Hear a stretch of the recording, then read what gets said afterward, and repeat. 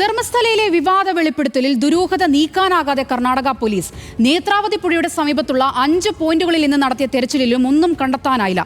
നാളെ മലമുകളിലെ കൂടുതൽ പോയിന്റുകൾ പരിശോധിക്കാനാണ് അന്വേഷണ സംഘത്തിന്റെ തീരുമാനം.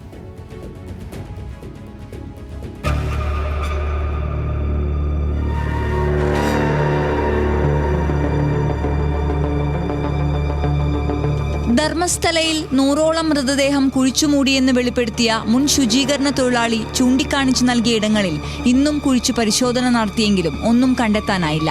രാവിലെ 11:30-ക്കാണ് രണ്ടാം ദിവസത്തെ പരിശോധന ആരംഭിച്ചത്. നേത്രാവതി പുഴയുടെ തീരത്തിന് സമീപത്തെ കുന്നിൻ മുകളിലായിരുന്നു തിരച്ചിൽ. 4 പോയിന്റുകളിൽ 3 അടി താഴ്ചയിൽ പരിശോധിച്ചെങ്കിലും ഒരു തെളിവും ലഭിച്ചില്ല. രണ്ടാം പോയിന്റിൽ ആദ്യം കുഴിയെടുത്തപ്പോൾ വെള്ളക്കെട്ടുണ്ടായതിനാൽ പിന്നീട് ചാലുകീറി വെള്ളക്കെട്ടൊഴിവാക്കിയാണ് തിരച്ചിൽ നടത്തിയത്. 4 അടി കുഴിച്ചിട്ടും ഒന്നും ലഭിക്കാതായതോടെ അടുത്ത പോയിന്റുകളിലേക്ക് കടക്കുകയായിരുന്നു. ഇവിടെയും 3 അടി കുഴിച്ചിട്ടും ഒരു തെളിവും ലഭിച്ചില്ല.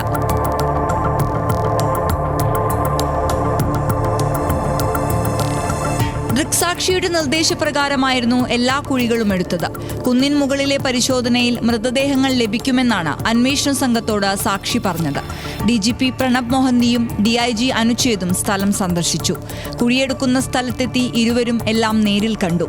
അന്വേഷണം പ്രാഥമിക ഘട്ടത്തിലാണെന്നും ഒന്നും പറയാനാകില്ലെന്നും സന്ദർശനത്തിന് ശേഷം DGP പറഞ്ഞു. പ്രാരംഭിക ഹಂತದಲ್ಲಿ ಇದೆ, ಇನ್ನು ಮುಂದೆ ಬಹಳ ದಿನ ಇದೆ ಇನ್ವೆಸ್ಟಿಗೇಷನ್.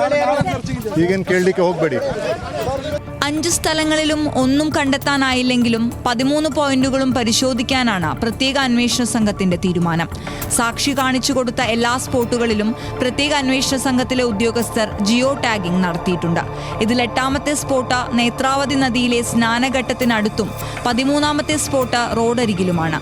മറ്റെല്ലാം വനമേഖലയിലോ കാട് മൂടിക്കിടക്കുന്ന ഇടങ്ങളിലോ ആണ്. ചില സ്പോട്ടുകൾ സ്വകാര്യ വ്യക്തികളുടെ ഉടമസ്ഥതയിലുള്ളതാണ്. ധർമ്മസ്ഥല ട്രസ്റ്റിന് കീഴിലോ മറ്റ് സ്വകാര്യ വ്യക്തികളുടെ പേരിലോ ഉള്ള ഭൂമിയിലെ സ്പോട്ടുകൾ കുഴിച്ചു പരിശോധിക്കുന്നത് അന്വേഷണ സംഘത്തിന് മുന്നിൽ വെല്ലുവിളിയാണ്. ഇതിന് കോടതിയുടെ പ്രത്യേക അനുമതി വേണ്ടിവരും.